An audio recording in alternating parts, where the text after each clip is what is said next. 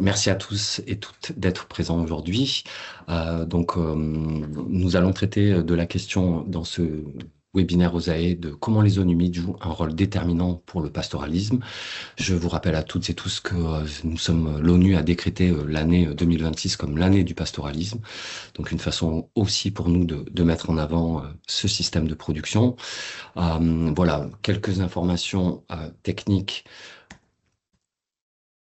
autour du webinaire. Comme vous le savez, hein, seuls les intervenants peuvent prendre la parole, donc vos micros sont coupés. Vous pouvez adresser toutes vos questions ou remarques par écrit. Donc, si ce sont des questions concernant le webinaire, eh bien, utilisez plutôt l'onglet Q&R ou autre s'il n'apparaît pas. Et si vous avez un problème technique ou autre, d'utiliser le bouton à gauche, donc conversation. Et voilà, si vous avez quelconque problème technique. Donc, comme vous le savez, ce webinaire est organisé par Solagro dans le cadre du projet OSAE. Vous le savez, OSAE, hein, Solagro, pardon, participe depuis une quarantaine d'années aux transitions énergétiques, climatiques, agricoles et agroécologiques et alimentaires.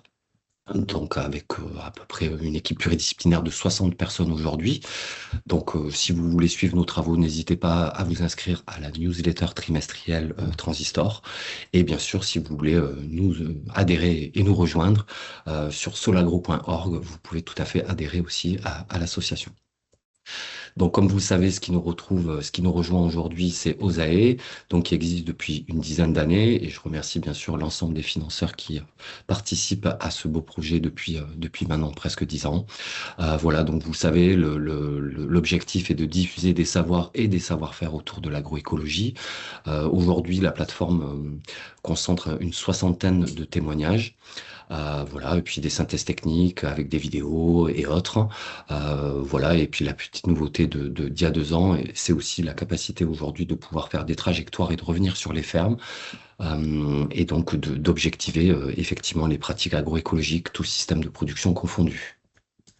Donc aujourd'hui, nous allons traiter donc de la ferme de Laouda et je remercie vivement Maxime Bajas d'être avec nous aujourd'hui. Donc berger éleveur d'ovins lait et bovins viande à Bedouce, donc dans la vallée du Béarn et au sein du Parc national des Pyrénées. Et je remercie également Stéphane Gipoulou, donc chargé de mission agropastoralisme et grand prédateur, et Sylvain Roulet, chargé de mission forêt et eau au sein du Parc national des Pyrénées, qui nous parleront de zones humides. Et effectivement, voilà, donc nous allons entamer, je laisserai la parole à Stéphane et Sylvain pour nous expliquer un peu les grands rouages et les intérêts et inconvénients des zones humides au travers du pastoralisme. Et puis on laissera la parole effectivement à Maxime pour voir un peu tout son système, comment il s'organise aussi et surtout la mise en défense dans l'estive de Banas de plusieurs zones humides qui participent effectivement à ce grand enjeu de maintenir l'eau en estive. Sylvain et Stéphane, je vous laisse donc la parole. Eh bien, merci Maxime. Du coup, je vais commencer pour voilà, présenter un petit peu les zones humides et les principales fonctions que rendent ces écosystèmes. Donc voilà, les principaux types de zones humides en montagne. On verra rapidement les grandes fonctions qui sont assurées par ces milieux et après on passera sur voilà, les bénéfices et les fragilités liées à l'interaction zone humide pastoralisme et quels sont les leviers qu'on peut mettre en place pour concilier ces deux enjeux. Donc sur les types de zones humides rencontrées en montagne, bon, je les ai listés ici, mais ça se caractérise par des sols au moins saisonnièrement détrempés et en montagne, on va surtout trouver bon, des choses assez classiques, mais les combes à neige qui sont une particularité des zones humides de montagne avec ces accumulations de neige qui vont amener de l'eau sur des secteurs très localisés et donc avoir ces zones humides, des sources de suintement, tout ce qui est tourbières et bas-marais, les mares naturelles, les landes, prairies, fourrés, forêts humides, ainsi que tout ce qui va être bordure de lacs et également les cours d'eau, les berges du cours d'eau et leurs annexes hydrauliques. Sur les différentes fonctions, donc on a une première fonction qui est épurative. Il faut bien voir que voilà, ces zones humides, elles reçoivent elles sont alimentées par un réseau hydrographique qui transporte des matières minérales et organiques et chimiques. Et donc, elles vont jouer ce rôle de filtre, à la fois par le dépôt de ces matières minérales, mais aussi de par l'activité des micro-organismes qui habitent ces milieux, une activité biogéochimique qui va avoir ce rôle d'épuration de l'eau et donc une amélioration de la qualité de l'eau en sortie de ces milieux. Sur les fonctions hydrologiques, donc évidemment, les zones humides font partie du réseau hydrographique. Elles vont avoir un rôle là, on peut le comparer à des éponges, c'est-à-dire que elles vont se gorger d'eau lorsque le réseau hydrographique est en crue, est alimenté par de fortes eaux, et notamment en montagne, au moment de la fonte du manteau neigeux. Elles vont avoir du coup un rôle de stockage d'eau, de régulation de ces pics de débit.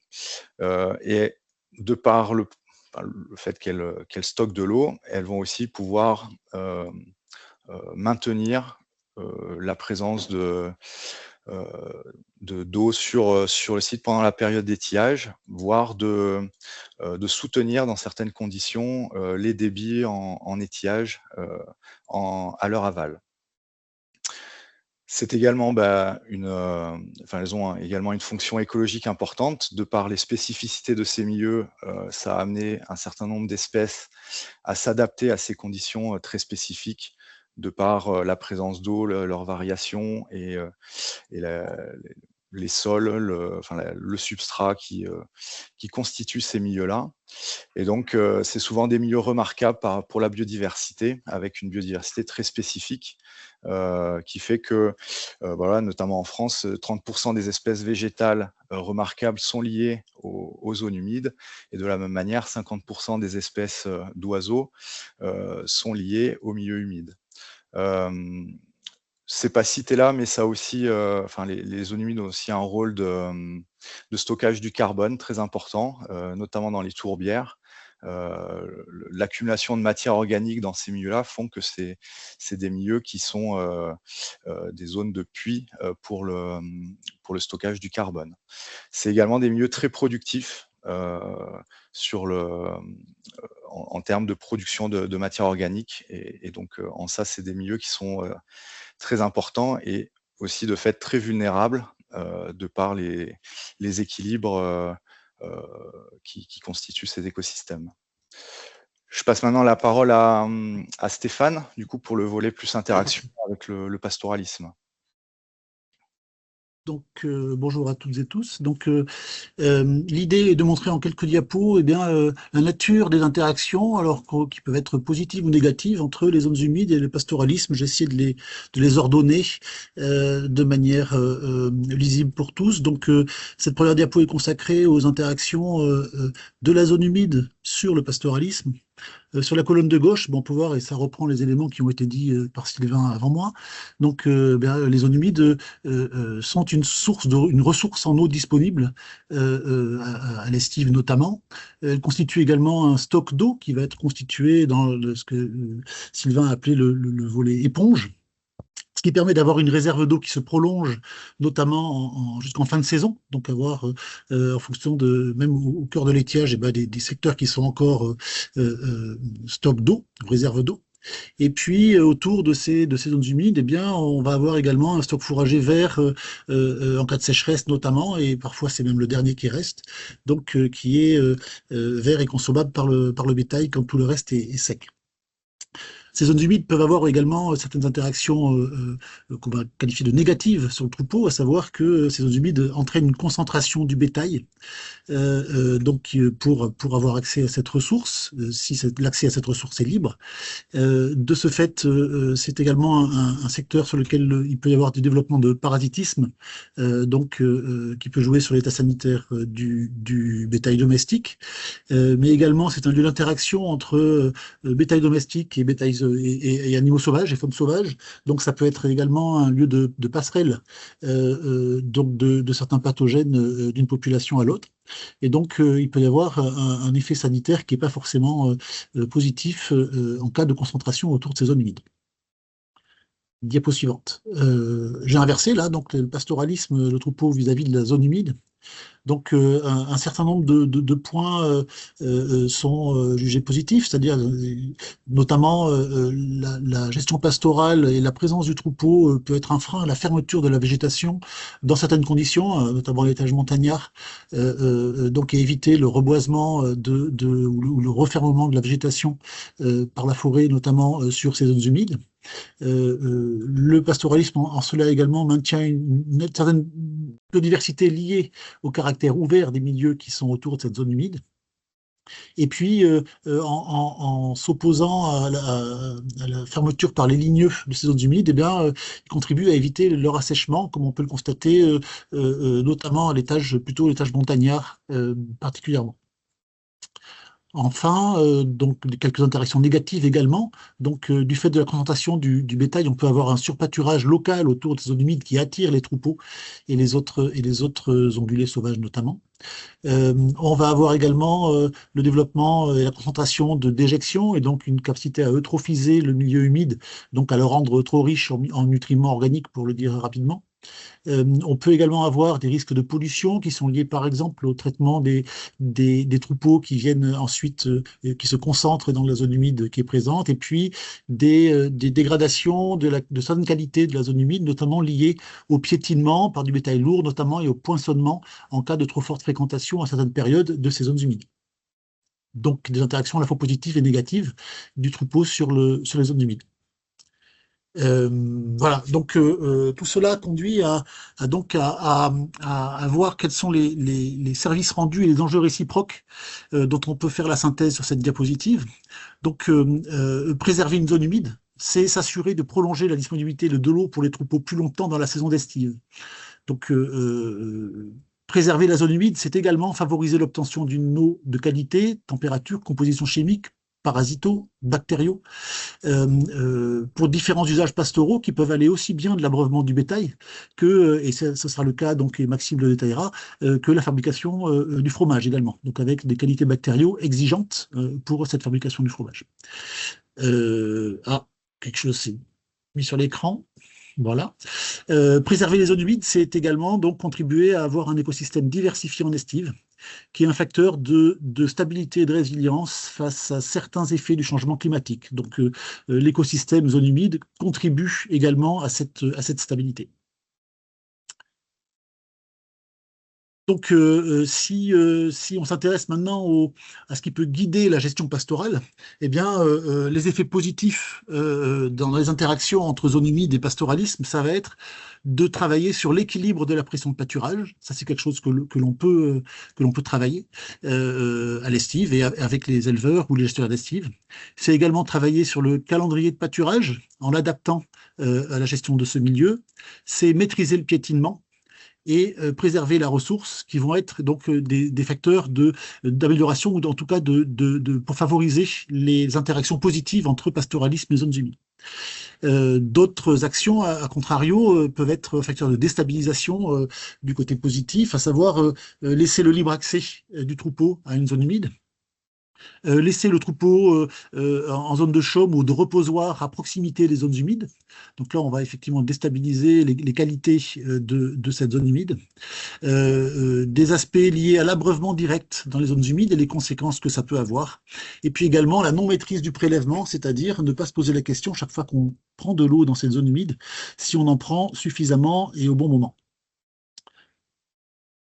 Plus concrètement, donc en reprenant les éléments de ce schéma, et bien pour essayer de travailler au maintien de cet équilibre et à la qualité des interactions entre troupeaux et zones humides, et bien on va chercher des outils. Ces outils, ça peut être des diagnostics éco-pastoraux qui sont construits en commun entre éleveurs, gestionnaires d'estive et puis agents de biodiversité en général ou de préservation du milieu. C'est également des plans de gestion pastorale qui placent les zones humides comme un atout à préserver pour le pastoralisme, c'est-à-dire qu'on identifie la zone humide non seulement pour ce qu'elle est, mais également pour ce qu'elle rend comme service, et on démontre l'intérêt qu'il y a à travailler à la préserver, y compris pour des intérêts pastoraux. C'est également au moment des phases d'équipements pastoraux, d'aménagement de l'estive, que l'on réfléchit dès le début aux pressions sur la ressource qui vont effectivement s'exercer du fait de ces équipements. Donc en pensant à la fois au volet prélèvement, à l'adaptation du prélèvement à la ressource existante, et puis également au traitement des rejets. Ensuite, ce sont des outils que vous connaissez dans les noms, avec des programmes agri-environnementaux et climatiques et des mesures qui sont à disposition et qui sont parfois mobilisables en fonction des contextes, de manière à favoriser l'ouverture et le maintien de l'ouverture par un pâturage raisonné de ces milieux.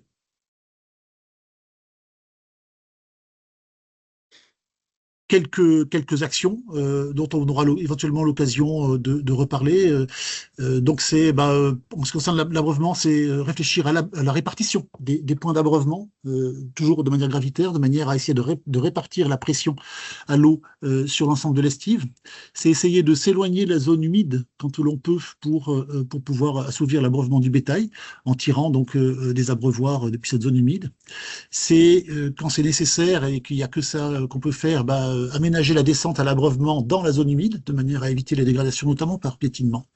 Et puis, c'est réfléchir à chaque fois à tout ce qui peut permettre d'économiser l'eau, donc en concevant des réseaux d'abreuvoirs à niveau constant ou à flotteur, qui permettront de réserver l'utilisation de la ressource uniquement à ce pourquoi on la destine, c'est-à-dire l'abreuvement du bétail, et qu'il n'y ait pas de perte, quoi. Ensuite, en termes d'assainissement, c'est l'intégration de la ressource dès l'amont des projets, en dimensionnant effectivement les projets en fonction de ce que l'on veut ou ne veut pas faire en termes de rejet.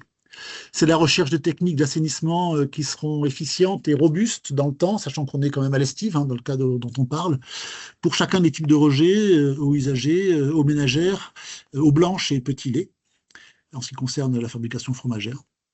Et puis, c'est essayer de travailler ensemble à l'adaptation des pratiques pastorales par l'adaptation des parcours, la mise en défense localisée sur certains enjeux forts quand cela est nécessaire et quand cela est possible d'un point de vue pastoral, et puis certains retards de pâturage également, de manière à préserver la qualité de la zone humide. Voilà le genre d'action. Alors, c'est une liste à titre juste d'illustration, hein. Il ne s'agit ni d'une injonction, voilà, mais c'est une espèce de boîte à outils dans laquelle on peut, par exemple, piocher.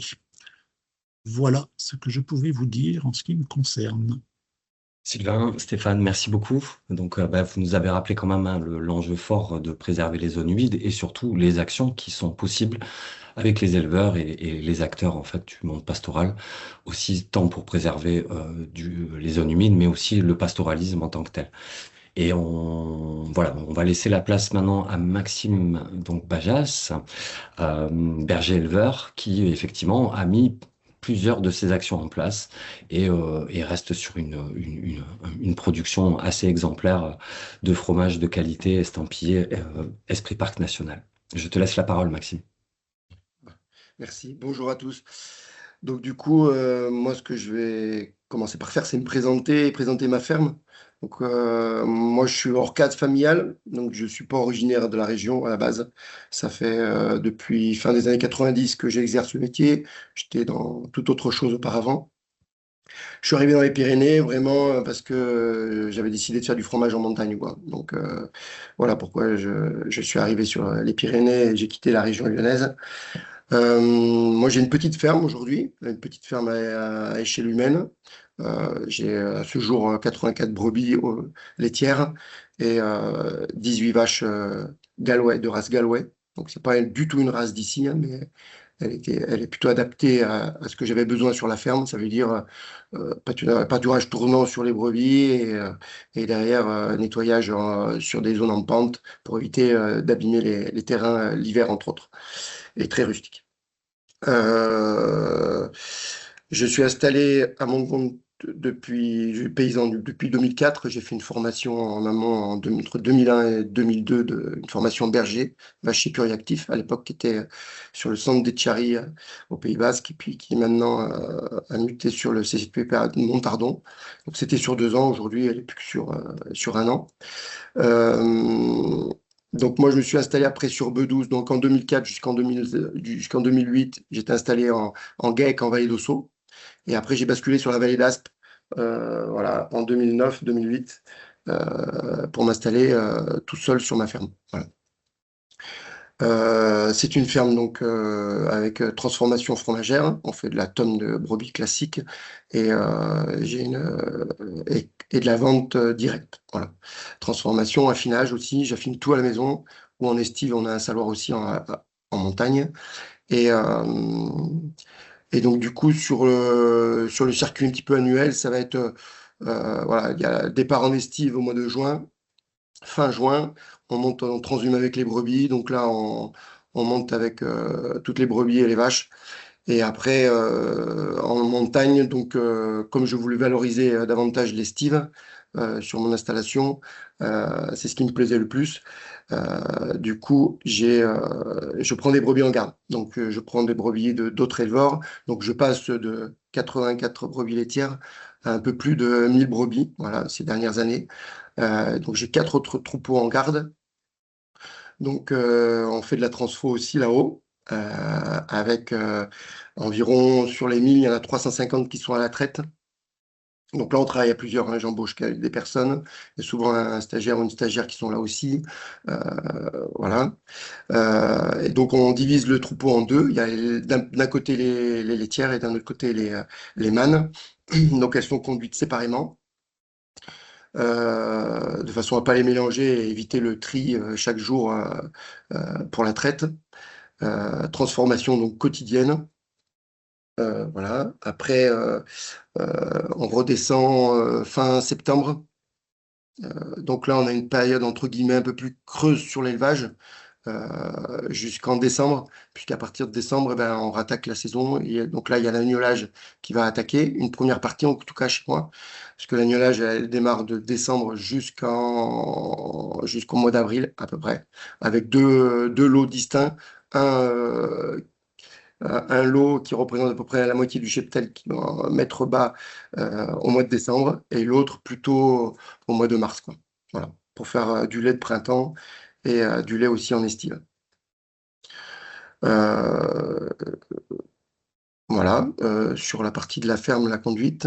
Euh, Qu'est-ce que je peux vous rajouter d'autre? Oui, je suis donc à Esprit Parc National, hein, sur la fabrication fromagère, et Pédescaous aussi. Donc, c'est deux marques de charte de qualité fromagère.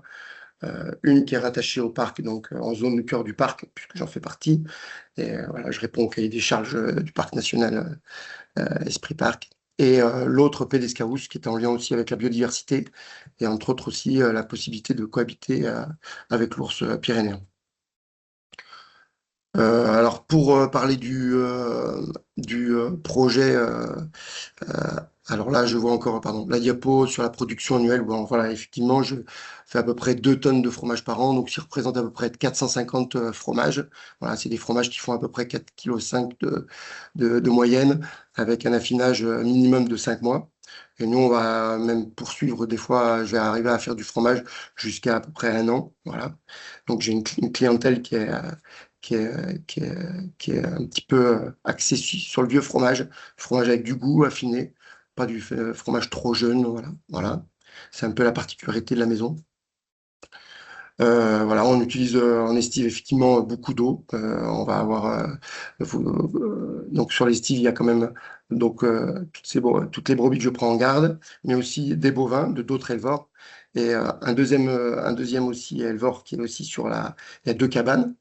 Et donc, il y a un deuxième éleveur aussi sur la montagne de Manas, l'estive de Manas. Et donc, la consommation en eau est quand même très, très importante, aussi bien pour le bétail que aussi attachée à la fabrication fromagère et au nettoyage. Donc, pour le projet sur les zones humides à Banas, en fait, nous, c'est donc le parc, hein, en tant que porteur de projet, qui est le parc national qui est venu nous trouver et qui a rassemblé les éleveurs et puis le gestionnaire d'estive, hein, qui est en l'occurrence là sur la commune de Bedouce, hein. Et en fait, on a tous répondu favorablement à l'idée de préserver ces zones humides, qui, pour mon cas, en tout cas, j'avais pu observer ces dernières années, là, ces 10 dernières années, des changements sur ces zones humides. On voyait qu'elle s'asséchait davantage, qu'elle restait beaucoup moins verte et que ce qui m'a fait un peu un déclic, c'est vraiment de voir arriver le gros bétail au milieu de ces zones humides, quoi. Donc, moi, je me rappelle les premières années, les 10 premières années où j'étais là-haut, il y avait aucune bête qui s'aventurait dans la zone humide parce que celle-ci aventurait, elle pouvait y rester, en tout cas prise. Il fallait qu'on intervienne même pour les tirer. Ça nous est arrivé. Tirer des fois des brebis qui voulaient s'aventurer un petit peu à packager le centre de la zone humide. Et ça, en fait, c'était inscrit, c'était comme ça. Le bétail gravitait autour, venait s'abreuver autour et packager l'herbe fraîche qui s'y trouvait. Nous, en tant que berger, on s'assurait à ce qu'elle ne s'y aventure pas et si elle s'y aventure, on intervenait. Là, depuis, oui, il y a pratiquement une dizaine d'années, on arrive à avoir les années les plus sèches. Donc, vraiment une sécheresse sur ces zones humides et du coup, le gros bétail qui vient packager cette herbe verte qui s'y trouve. Moi-même, je peux même traverser la zone humide en botte, quoi. C'était quelque chose qui était impossible auparavant. Donc, on voit un petit peu l'évolution et l'effet du climat changeant, quoi. Donc, quand le parc est venu nous trouver et nous a dit ça serait intéressant qu'on travaille ensemble pour mettre en défense cette zone humide et la protéger, parce qu'il y avait un effet un peu... en fait, plus elle s'asséchait, plus le bétail pouvait y aller, plus il piétinait, plus il dégradait cette zone humide. Et c'est vrai qu'on la voyait se perdre, quoi. Donc moi, j'ai été très motivé à l'idée. Le collègue, on a fini par le convaincre, l'autre berger qui était un peu plus réticent au premier abord, mais qui a fini par... et puis la mairie qui était volontaire aussi pour mettre... à ce que le parc on travaille avec le parc et mettre en place ces différents outils. Voilà. Alors moi, ce que je peux vous dire, c'est que ce travail qui a été fait avec le parc, en accord avec le parc, il a chamboulé un petit peu quand même mon fonctionnement, hein, puisqu'on on a, on a, on n'avait plus les bêtes sur ces zones-là qui pouvaient aller s'abreuver. Donc c'était un peu le compromis. Le fait qu'elle n'aille plus y packager, c'était pas un problème. Au contraire, on l'a vu, c'est source de parasitisme, c'est des herbes un petit peu trop riches qui peuvent dérégler un petit peu le transit en fait de l'ovin. Mais le problème un petit peu sur ces zones-là, c'était ces abreuvoirs naturels, en fait, on pouvait plus y avoir accès, quoi. C'était délicat, en tout cas, dans notre cas de figure. L'eau qui arrivait, en fait, qui alimentait ces zones humides était trop basse pour pouvoir y mettre un abreuvoir avec un flotteur à l'extérieur de la zone humide. Donc, ça a été un petit peu une organisation un petit peu nouvelle pour moi, mais on s'y est plié. On fait des choses différentes, on continue à réfléchir à savoir comment on pourrait mettre d'autres abreuvoirs à d'autres endroits. Voilà. Après, sur la deuxième crainte qu'on a eue en tant qu'éleveur, ça a été la protection de ces zones humides ont été faites par des clôtures et des piquets. Et en fait, la crainte, c'était que les animaux finissent dans les fils de clôture. Et si on n'intervient pas assez vite, ils peuvent en décéder, quoi. Donc, on a travaillé avec le parc là-dessus sur la mise en place de ces clôtures. On a conseillé, nous, en tant qu'éleveurs, hein, le choix des rubans, des matériaux, de façon à ce que on leur a indiqué les creux, etc., comment suivre la pente, le relief. C'était très important. Et en fait, ça a été très concluant, puisqu'il y a eu vraiment zéro bête de prise dedans. Au démarrage, il y a eu des habitudes, hein. Les bêtes remontent d'une année sur l'autre, les ovins. Donc, ils sont habitués à y aller. Donc, il y a une ou deux qui ont pris les cornes dedans, mais juste les cornes, elles se sont arrachées. Donc, on a remis en place la clôture et après, elles se sont habituées au changement assez vite finalement. Voilà. Donc, c'est assez récent puisque la mise en défense de ces zones humides a eu lieu l'année dernière. Ça a été la première estive l'année dernière. Et le résultat est très concluant puisqu'on a eu quand même une période assez sèche l'année dernière. On a eu 2 vagues de chaleur intense début juillet et début août. Et malgré tout ça, en fait, ces deux moments de chaleur, de sécheresse un peu, qui a impacté toute la montagne, et ben, ces zones humides, elles sont restées vertes et toujours avec de l'eau. Donc, ça a été très positif, quoi. On a vu direct le changement. Alors, il faut savoir quand même que les autres années où il y a eu des sécheresses, on voyait craqueler carrément les abords de la zone humide, hein. Vraiment, il y avait zéro, il n'y avait plus d'eau quasiment. La végétation était après disparaître, hein, en tout cas, tout ce qui était jonc, etc., ce qui a besoin d'eau. Et voilà. Après, on a été moi, pour ma part, en tout cas, j'ai été très volontaire aussi sur le projet parce que on a une source qui est en contrebas, hein, qui alimente la cabane. Et cette source, en fait, elle se dégrade aussi. Depuis quelques années, on a une qualité au niveau bactériologique qui se dégrade, on est soumis à faire des analyses au moins une fois par an, là haut en montagne, pour voir la qualité de l'eau par rapport à la fabrication fromagère. Et donc, du coup, on a vraiment, ça fait ouais, au moins 5-6 ans qu'on voit se dégrader sérieusement la qualité de l'eau en montagne. Et le fait de mettre en défense cette zone humide qui est au-dessus, hein, moi j'ai espoir à ce qu'on regagne en fait de la qualité en eau. Donc voilà, on va voir ça les prochaines années, c'est le temps qui va nous le dire. En tout cas, cette année, c'était pas évident, hein, mais c'était moins catastrophique que les autres années. Mais bon, des fois, il y a tellement de facteurs aussi entre les moments de prélèvement, le temps où l'eau reste en eau glaciaire, puisqu'on est en montagne quand même, on estive, et c'est une personne qui fait à pied les relevés d'eau. Donc, bon, il y a d'autres facteurs qui font que c'est pas évident aussi de garantir la qualité de l'eau. Mais voilà. Bon. Voilà ce que j'avais un petit peu à dire. Alors, je sais pas, j'ai peut-être oublié des choses, Maxime, n'hésite Oui, pas. oui, mais on va maintenant laisser la place, merci Maxime, laisser la place à l'échange. Peut-être que une question pour vous trois autour du financement de cette mise en défense. Je crois qu'on était de l'ordre de 24 000 euros, qui a été porté pas mal par la mairie. Mais voilà, comment vous considérez aussi ce coût d'investissement par rapport, je dirais, au retour que tu as toi sur le terrain, Maxime. Bah, moi, j'ai envie de dire, de toute façon, oui, oui, c'est vrai que ça a un certain coût, hein. L'estive de Banat, elle n'est pas évidente d'accès, hein. On y monte à pied, donc il y a des héliportages pour monter du gros matériel, il y a des ânes pour monter du matériel moins encombrant. Il n'y a pas d'autre choix, hein, quand on met en place de tels ouvrages. Et puis, il faut de la main-d'œuvre, parce que mine de rien, la première mise en place, en fait, elle est énorme. Après, l'entretien, il y aura un entretien à faire chaque année, hein, puisqu'il faudra sans doute remettre en place certains piquets, déposer et remettre la clôture, hein, puisque en fait, les dépôts des fils ne peuvent pas rester là-haut toute la saison hivernale. Donc, tout est à démonter, à part les piquets. Et puis il y a l'achat de postes, etc., de postes de clôture. Donc bon, c'est un ensemble qui fait que, moi j'ai envie de dire, la qualité de l'eau, elle n'a pas de prix. En tout cas, de l'argent, on arrive à en trouver.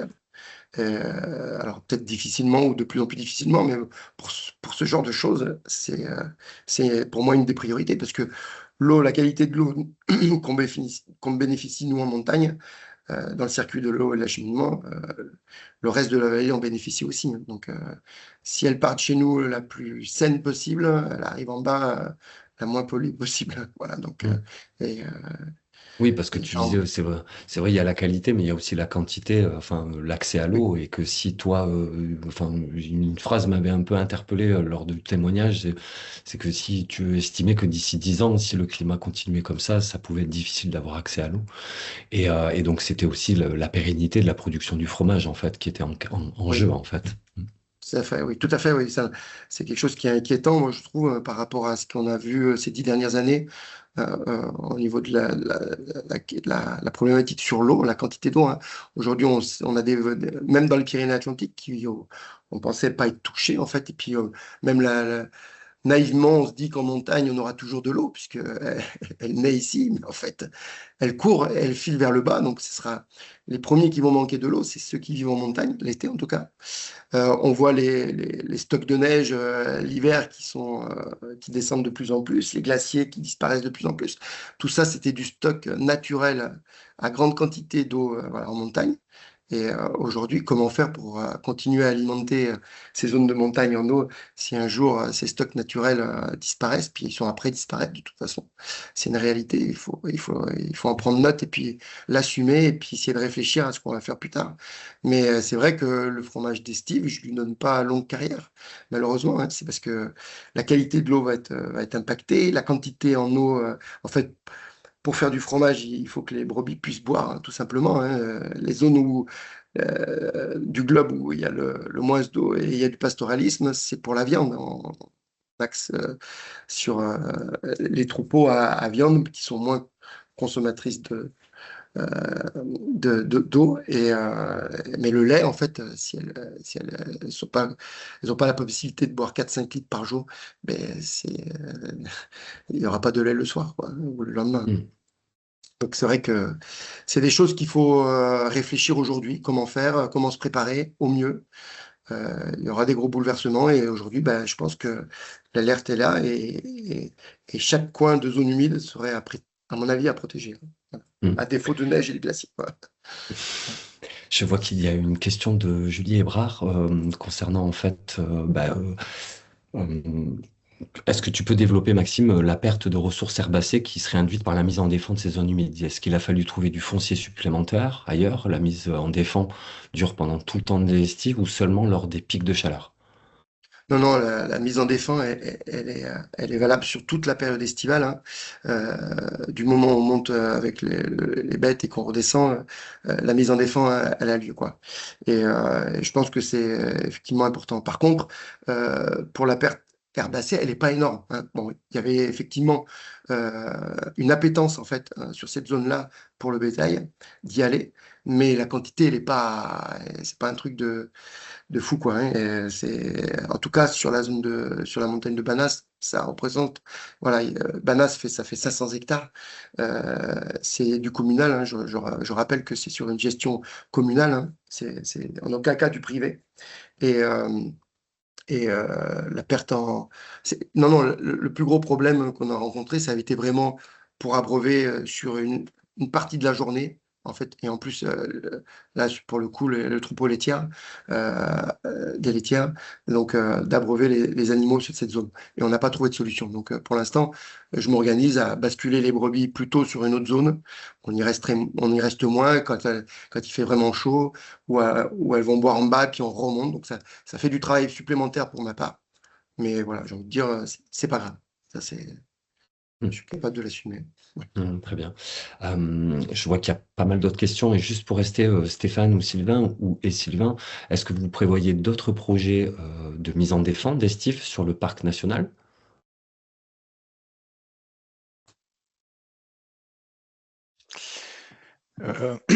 Ben, en tout cas, l'idée, c'est de travailler avec... enfin, il y a plusieurs choses qui sont prévues. Effectivement, là, sur Banas, ça a été une opportunité dans le cadre d'un appel à projet qui a été porté par le parc et l'agence de l'eau Adour-Garonne. Donc, c'est ce qui a permis de financer cette action.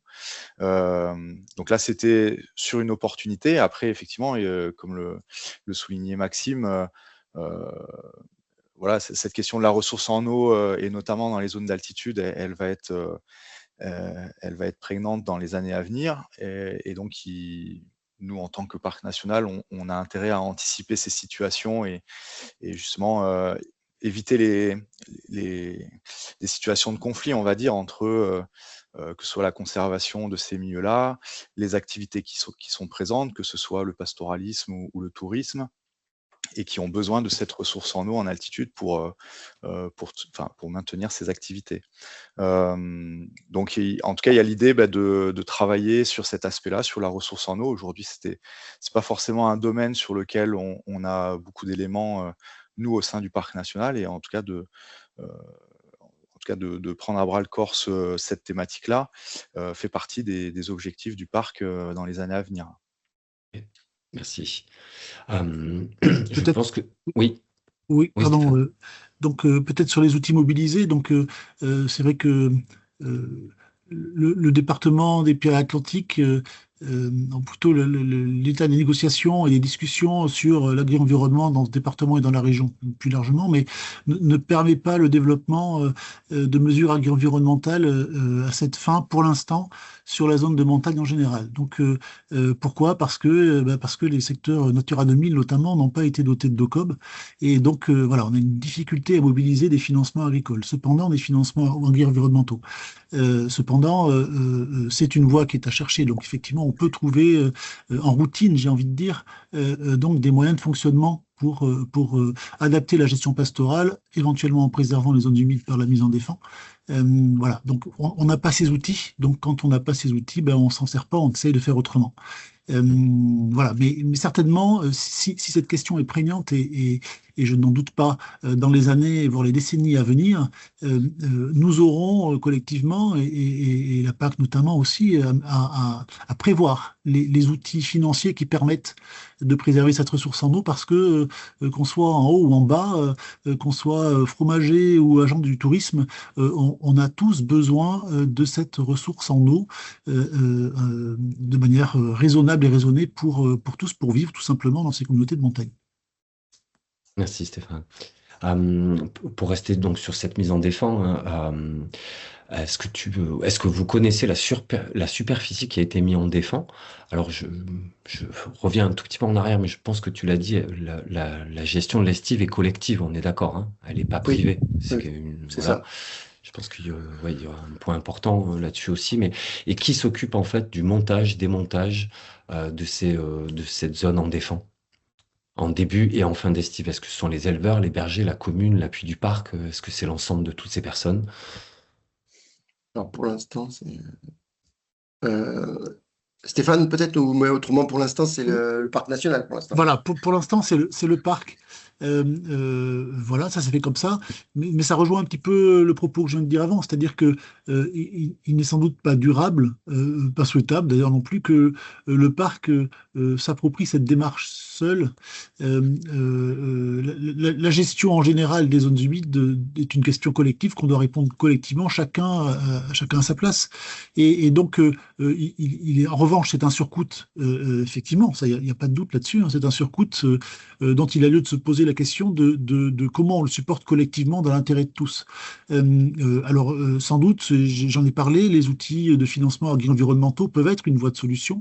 Peut-être qu'il y en a d'autres, peut-être l'agence de l'eau ici, le département là, enfin voilà, on peut trouver la commune ou le collectif, mais en tout cas, on ne pourra pas on ne pourra pas s'épargner cette question et les réponses à y apporter si on veut durablement agir collectivement sur la préservation de cette ressource pour l'usage de tous. Hmm. Merci Stéphane. Et peut-être effectivement sur les polluants, je vois que une question et c'est que deviennent les polluants lors de la fonction d'épuration, destruction, stockage? Alors Pierre Salane, je ne sais pas si vous parlez en fait de la production du lait ou de la fonction en tant que telle de la zone humide, peut-être à préciser. Et est-ce que toi, Maxime, tu as des normes de qualité d'eau qui sont imposées par des labels ou par la marque Esprit Park, par exemple? Et voilà. Et comment tu gères le lactosérum, bien sûr, et son impact éventuel sur la ressource en eau? Voilà. Alors moi, personnellement, en fait, c'est vrai que sur le fromage, les choses ont évolué hein, ces 30 dernières années, malheureusement. Et au niveau du nettoyage, il y a beaucoup d'élevage aujourd'hui en bas. Alors j'imagine qu'en haut, ça suit aussi.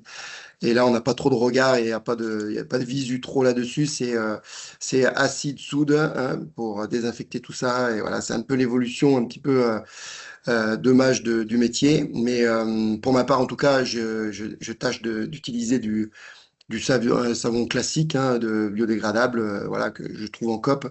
Je fais l'ensemble de mes nettoyages avec ça. Par moment, effectivement, quand il y a des problèmes de fabrication, il faut désinfecter, hein. Donc, il y a pas, je veux dire, il y a 3 solutions retenues dans différentes qu'on utilise en fonction des cas. C'est l'eau de Javel, voilà, qui est assez néfaste pour l'environnement, la biodiversité. L'eau chaude, donc on fait bouillir de l'eau et on porte l'eau à 90 degrés pour arriver à assainir et tuer les différentes bactéries en fait qui sont négatives pour la fabrication et le vinaigre blanc. Voilà. Donc moi j'utilise principalement en début de campagne une désinfection par moment avec la javel, ça m'arrive. Et la plupart au quotidien, ça sera plutôt avec de l'eau chaude. Mais là, c'est pareil, production d'eau chaude, qui dit production d'eau chaude dit gaz, effectivement. Voilà, il faut un combustible pour aller faire chauffer l'eau. Et après, le vinaigre blanc, en fait, là aussi, c'est au quotidien. C'est-à-dire que bon, mes ustensiles, je les désinfecte régulièrement si besoin, hein, parce qu'en fait, en fabrication fromagère, on n'est pas toujours aussi à désinfecter, en tout cas pas de la manière dans laquelle je fabrique, en tout cas, et que je m'inscris, c'est très rare. Pour des problèmes de fabrication, ça peut arriver et au démarrage de la saison. Mm. Donc là, après, pour le lactosérum, qui est un autre polluant assez sévère sur les fabrications fromagères, dans mon cas, en tout cas, on a un projet encore avec le parc national qui a été de mettre en place un lombricompostage. Et en fait, du coup, le lactosérum est traité par lombricompostage. Voilà.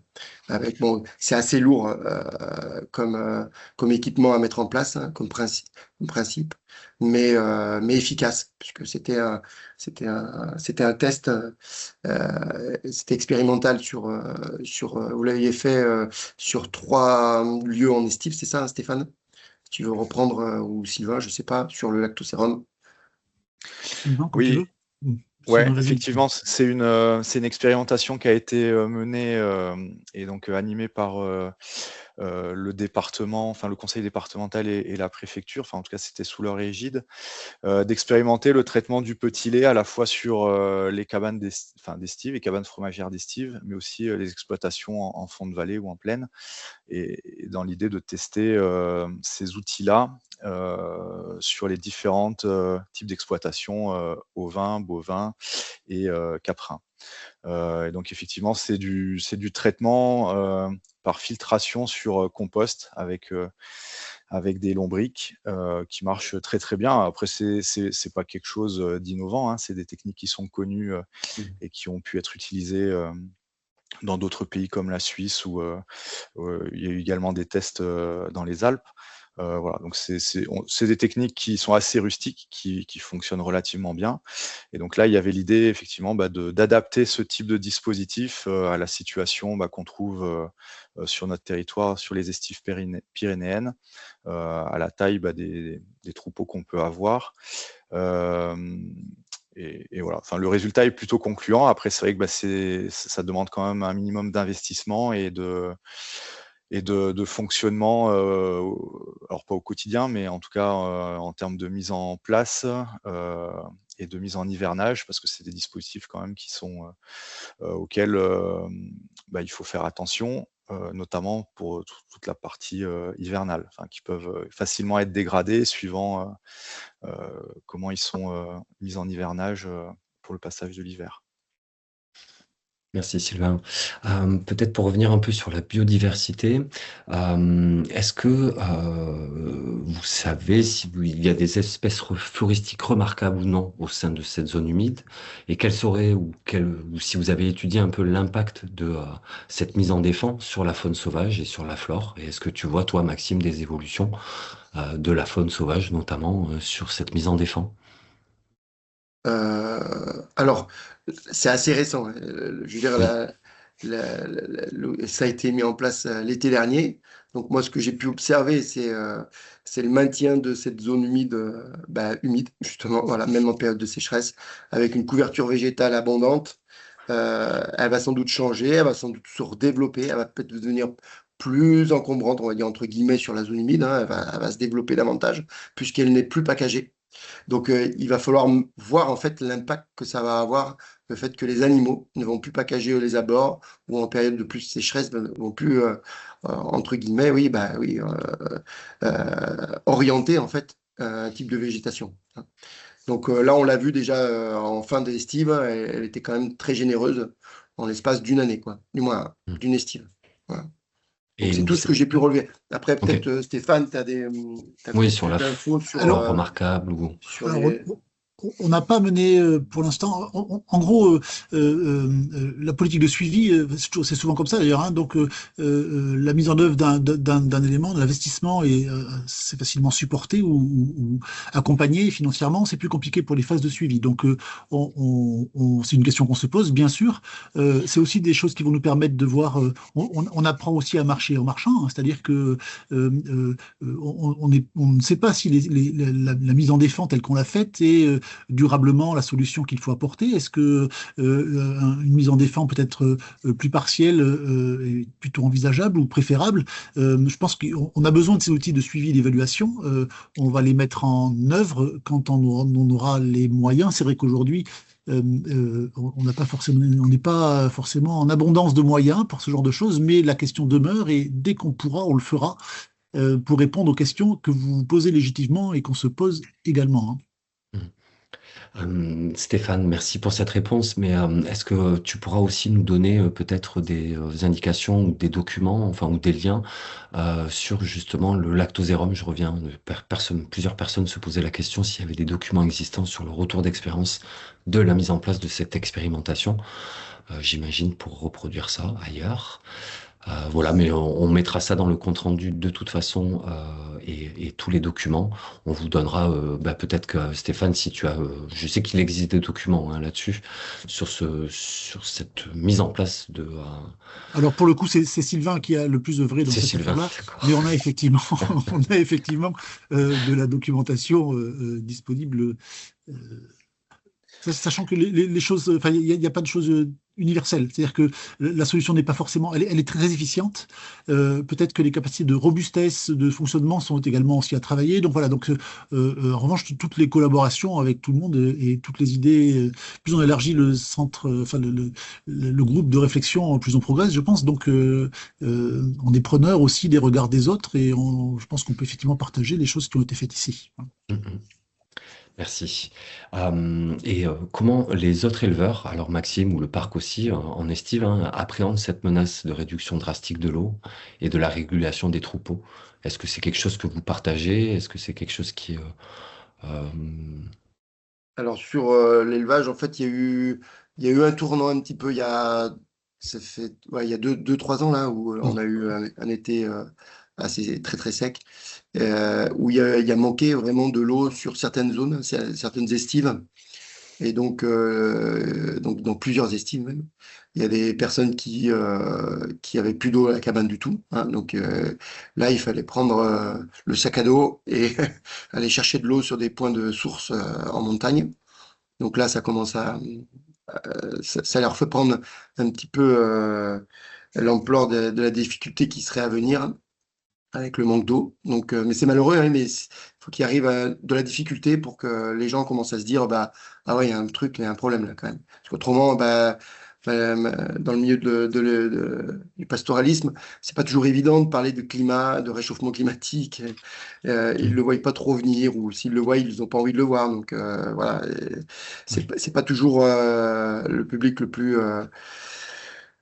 plus, on va dire, critique sur notre façon de voir l'environnement et de le protéger. Mais c'est vrai que là, il y a eu des estives où les bêtes, et entre autres le gros bétail, qui est quand même très gourmand en eau, surtout quand il fait chaud, quand ils ont manqué d'eau, il a fallu qu'ils... Alors eux, il y a des endroits où ils avaient la piste, donc ils montaient avec les tracteurs des tonnes à eau, hein, de l'eau ils remontaient de l'eau sur les estives. Donc là, ça commence à être très contraignant, à avoir un coût énorme. Donc là, on commence à réfléchir à deux fois sur la problématique eau, quoi. Voilà. Mhm. Donc c'est vrai que ça commence à bouger, je pense, sérieusement, parce que les choses deviennent difficiles un petit peu par endroits. Voilà. Ouais, ok. Mais Et bon, ça fait rebondir d'ailleurs sur qu'est-ce qui a finalement participé à ce que l'autre éleveur de l'estive de Banas vous ait réussi à le convaincre à adhérer à ce projet en fait. Ah, bah, on est arrivé à le convaincre parce qu'on était plusieurs, on était bloc en fait, on faisait bloc un petit peu sur le projet quoi. C'est-à-dire que moi j'étais euh, ben, très engagé dans l'histoire, j'avais envie que ça se mette en place. Il y avait la mairie qui soutenait aussi, hein, gestionnaire des Steve. Et donc, du coup, il n'a pas pu s'imposer trop négativement sur le projet, quoi. Voilà. Mhm.